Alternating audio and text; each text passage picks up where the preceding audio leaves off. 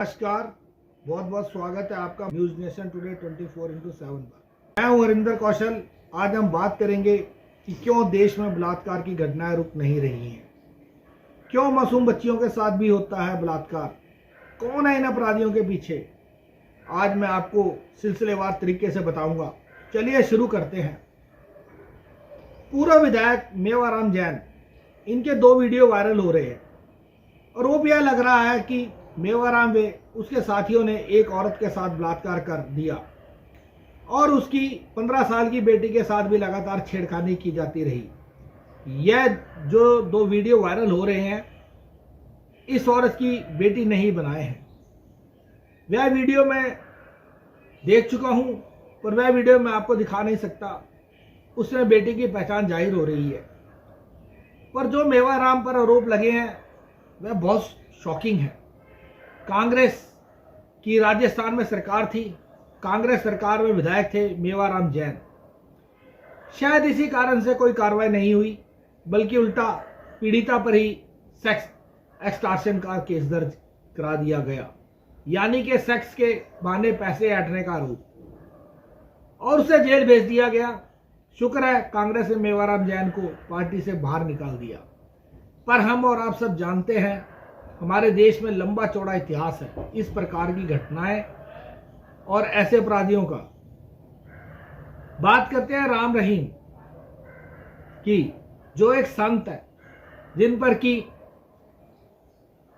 बलात्कार जैसे संगीन आरोप लगे हैं। भारतीय जनता पार्टी लगातार इस व्यक्ति को पैरोल पर रिहा करती रही है। अभी तक 11 बार पैरोल दे चुकी है। कुलदीप सिंह सेंगर इस समय खुलेआम घूम रहे हैं बेल पर याद कीजिएगा, एक लंबे अरसे के बाद पार्टी ने इन्हें निलंबित किया था, जिन पर आरोप था कि एक महिला के साथ रेप का, उसके पूरे परिवार को खत्म कर देने का। स्वामी चिन्मयानंद जी का वह वीडियो याद है आपको? नाबालिग लड़कियों के साथ इस आदमी को देखा गया था। भारतीय जनता पार्टी एक अरसे तक इस मुद्दे पर शांत रही। लंबी चौड़ी दास्तां है, क्या देश की जनता भूल गई? बृजभूषण शरण सिंह, उनके खिलाफ तो दिल्ली पुलिस ने चार्जशीट भी दाखिल कर दी है, मगर यह व्यक्ति बेखौफ चौड़ा होकर संसद की कार्रवाई अटेंड कर रहा है। प्रधानमंत्री और महिला विकास कल्याण मंत्री के ठीक पीछे बैठता है। कोई इसका बाल भी बांका नहीं कर सकता। और सबसे अजीबोगरीब बात यह है कि कुश्ती संघ के चुनाव होते हैं तो इसी का व्यक्ति कुश्ती संघ का अध्यक्ष बनता है। फिर जब मीडिया, खासकर सोशल मीडिया में बवाल होता है, भाजपा को शर्म आती है और फिर उन चुनावों को रद्द कर दिया जाता है। अब आप समझ गए होंगे कि इस देश में नारी सम्मान कितना बड़ा ढकोसला है। मैं आपसे मेवाराम जैन की बात करूंगा, मगर अफसोस की बात है कि आप देश अंकिता भंडारी को भूल गया है। आपको अंकिता भंडारी याद है कि नहीं? भारतीय जनता पार्टी के एक नेता का बेटा पुलकित आर्य और उसके 2 साथियों पर आरोप लगता है अंकिता भंडारी की हत्या का। अंकिता भंडारी ऋषिकेश के एक रिजॉर्ट में रिसेप्शनिस्ट के तौर पर काम कर रही थी। याद है कि भूल गया? अंकिता भंडारी पर दबाव बनाया जा रहा था एक बहुत बड़े भाजपा के नेता के साथ रात बिताने का। अंकिता भंडारी मना कर रही थी। फिर ऐसा क्या हुआ? उसके बाद उसकी लाश मिलती है। उसकी हत्या का आरोप लगता है भाजपा के नेता विनोद आर्य के बेटे पुलकित आर्य पर। आप सोच रहे होंगे कि मैं आज इसकी चर्चा क्यों कर रहा हूं, क्योंकि अंकिता की मां आज सामने आई है।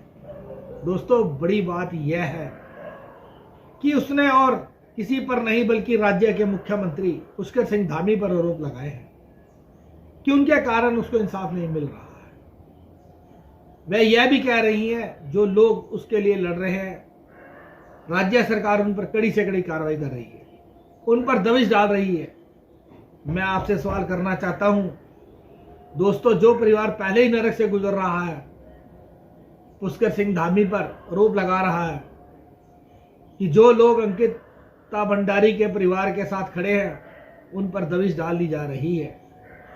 मैं चाहूंगा कि आप अंकिता भंडारी की मां को सुनिए। अंकिता की मां धामी सरकार के लिए कुछ कहना चाहती हूँ। धामी ने तो मेरे साथ शुरू से ही अत्याचार किया है। धामी तो एकदम झूठा निकला, हमेशा झूठे वादे किए कि मैं ये करूंगा, मैं वो करूंगा, लेकिन आप सभी को पता है कि धामी ने कुछ भी नहीं किया। मुझे ना ही मेरी बेटी को न्याय दिया और ना ही हमें किसी प्रकार का न्याय अभी तक मिला। और यहाँ तक कि जो वो जेसीपी वाले हैं जिसने परसों बयान दिया कि रेणु बिष्ट और प्रमोद कुमार ने इनके कहने पर उन्होंने जेसीपी चलाई, तो क्यों धामी सरकार ने अभी तक इन दोनों पर कार्रवाई नहीं की। मैं ये भी कहना चाहती हूँ कि उन्होंने हमारे आशुतोष भाई के खिलाफ मुकदमा दर्ज किया है, क्यों वो हमारे आशुतोष भाई के पीछे पड़े हुए हैं। एकमात्र वही तो है जो हमारी बेटी को न्याय दिलाना चाहते हैं, और उन्होंने उनकी मिसिस का ट्रांसफर भी पिथौरागढ़ करने की साजिश की है। मैं धामी सरकार को चेतावनी देती हूँ कि अगर उन्होंने आशुतोष भाई का मुकदमा वापस नहीं लिया और उनकी बीबी का ट्रांसफर वापस नहीं की, तो मैं यहीं पे अपने प्राण त्याग दूंगी, क्योंकि मेरे साथ 2 महीने से यहाँ बिस्तर में जिंदगी और मौत की जंग लड़ रही है। मैं पहले से परेशान हूँ। मैं धरने पे भी बैठ सकती थी वहाँ कलेक्टर के सामने, लेकिन मैं ऐसा नहीं करूंगी, क्योंकि मेरे सास बिस्तर में लेटी हुई है और जिंदगी और मौत की जंग लड़ रही है। उनका आज और कल कुछ पता नहीं है, लेकिन मुझे अभी अभी किसी ने बताया कि आशुतोष भाई के खिलाफ मुकदमा दर्ज कर दिया है। अगर आशुतोष भाई को कुछ भी हुआ, उनकी मिसेज का ट्रांसफर हुआ और उनकी बीवी बच्चे को कुछ भी हुआ, तो पहले उन्हें अंकिता की माँ की लाश के गुजरना पड़ेगा। इसके बाद मैं धामी सरकार से कहती हूँ कि मैं नहीं जानती ये मुकदमा जल्दी से जल्दी उन्हें वापस लेना होगा। मैं उनकी पहचान छुपा रहा हूं दोस्तों, मैं तो समझ रहा हूं, आप भी समझ रहे होंगे। अंकिता भंडारी का परिवार पहले ही नरक से गुजर रहा है, मुसीबतों का सामना कर रहा है, पर मैं चाहूंगा कि आप अंकिता भंडारी की मां की आवाज को सुने, उसके आरोपों पर गौर कीजिएगा, क्योंकि आज अंकिता भंडारी की बात कोई नहीं कर रहा है। सब भूल गए अंकिता भंडारी को, उसको इंसाफ दिलाने को। कुछ देर बाद मैं आपको यह भी बतलाऊंगा भारतीय जनता पार्टी का जो नेता है विनोद आर्या, उसके बेटे पुलकित आर्या पर क्या क्या आरोप है। चलिए सुनते हैं अंकिता की मां आखिर क्या कह रही है। एक तरफ अंकिता की मां और दूसरी तरफ मेवाराम जैन का यह शॉकिंग वीडियो। आज हम मेवाराम की बात क्यों कर रहे हैं? मेवाराम का वीडियो उस समय का है जब राजस्थान में कांग्रेस की सरकार थी। मेवाराम जैन इस सरकार में विधायक थे, इस आदमी पर कोई दबाव नहीं था। दोस्तों याद कीजिए, जब अशोक गहलोत की सरकार थी तो उस वक्त नारी सम्मान को लेकर, नारी सुरक्षा को लेकर लगातार भारतीय जनता पार्टी ने चुनावी मुद्दा बनाया था, परंतु फिर भी विधायक मेवाराम जैन पर कोई कार्रवाई नहीं हुई थी।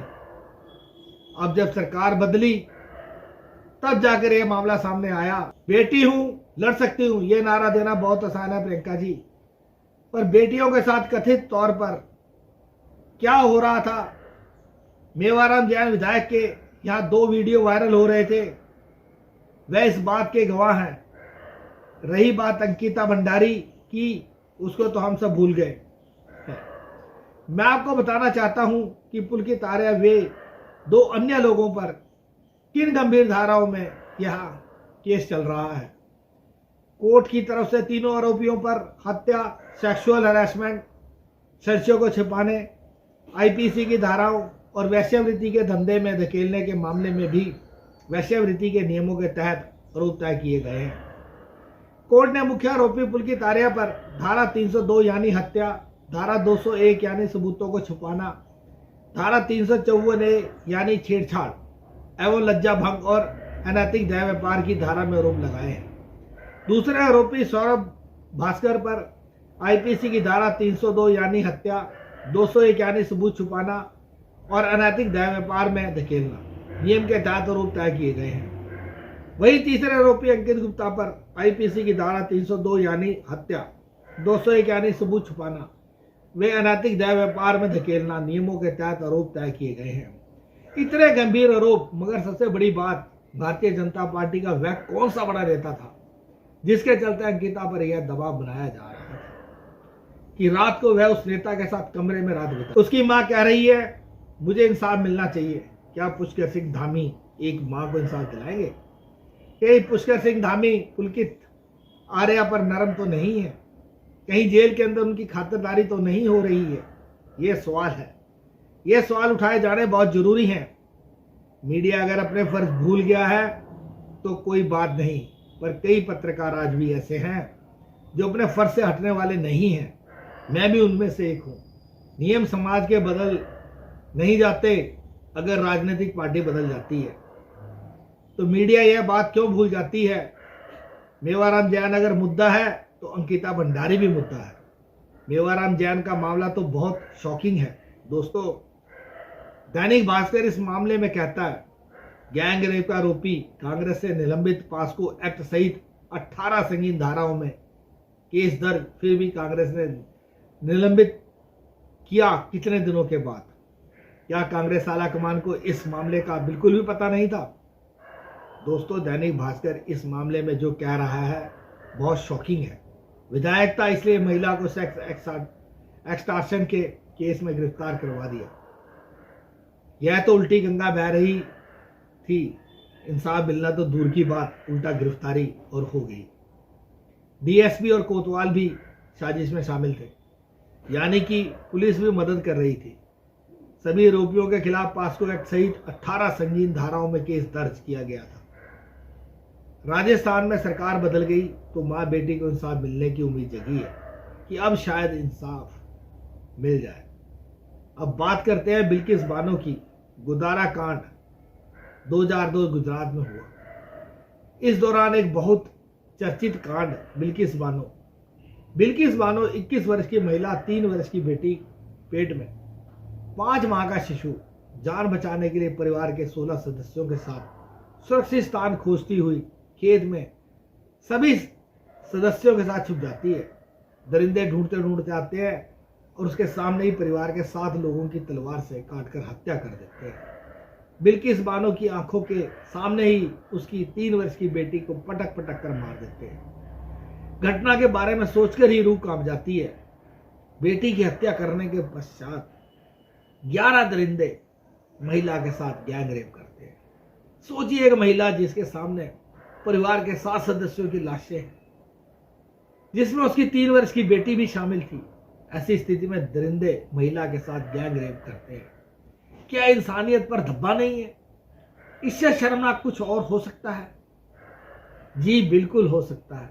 15 अगस्त 2022 को अमृत काल के दौरान गुजरात सरकार सभी नियमों को ताक पर रखकर गृह मंत्रालय के आदेश पर बिल्किस बानो केस में जेल में उम्र कैद काट रहे दरिंदों की बाकी की सजा माफ कर देती है और जेल से रिहा कर देती है।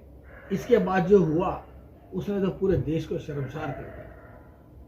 11 दरिंदों की रिहाई पर भाजपा के छुट भैया नेताओं ने उनका फूल माला पहनाकर स्वागत किया।